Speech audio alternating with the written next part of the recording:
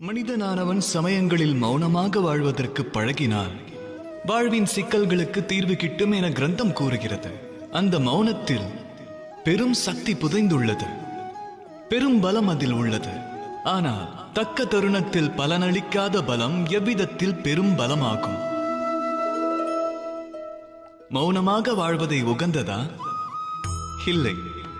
இதற்கு இதிகாசமே சாட்சி.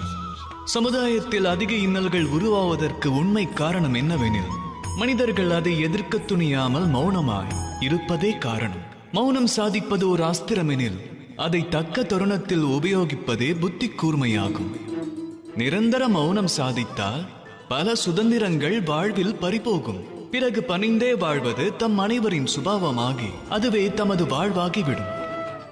அதன் பின் ஆளுமை நீங்கி ஒரு சாதாரண கல்லாக வாழ துவங்கி விடுவீர்கள். உரைக்கும் வல்லமையை உரிய நேரத்தில் உபயோகிக்க வேண்டும். திருவாய் மலர்ந்து வார்த்தைகளை விடுக்கவும் அதை அடக்கவும் வழி அறிய வேண்டும். மௌனம் மகத்துவமே, ஆனால் தக்க வேளையில் அதை கலைப்பது அதைவிட அதிமகத்துவம் வாய்ந்தது. ராதா ராதா. வாழ்வினில் பலரை சந்திப்பதுண்டு. தாமும் பலரை சந்தித்திருப்பீர்கள். அவர்களில் சிலர் விரக்தியும் நிராசையும் கொண்டோராயிருப்பர். தம்மால் எதையும் ஆற்ற இயலாது என்ற எண்ணம் கொண்டு அவர்கள் வாழ்ந்து கொண்டிருப்பார்கள்.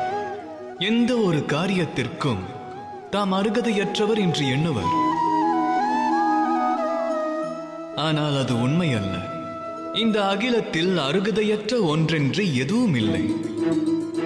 மந்திர சொல்லுக்கு அருகதையற்ற அக்ஷரம் என்றதும் ஏதும் இல்லை. ஔஷதத்திற்கு உதவாத மூலிகை என்றும் ஏதும் இல்லை. பலனற்ற ஒரு படைப்பென்று இவ்வுலகில் எந்த பிறப்பும் கிடையாது.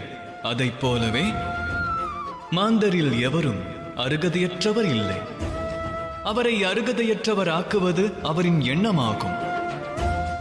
ஆகையால் சுயத்தினை அறிந்தால் ஒருவர் தான் யார் என்பதை உணரலாம். ஆழ்மனதை எழுப்புங்கள். அது விழித்தெழுந்தால் இன்பமெனும் அகிலத்தை தாம் காண இயலும். அந்த அகிலத்தினில் நிராசை, ஏமாற்றம் மற்றும் தோல்வி எனும் பாவனைகளை காண இயலாது.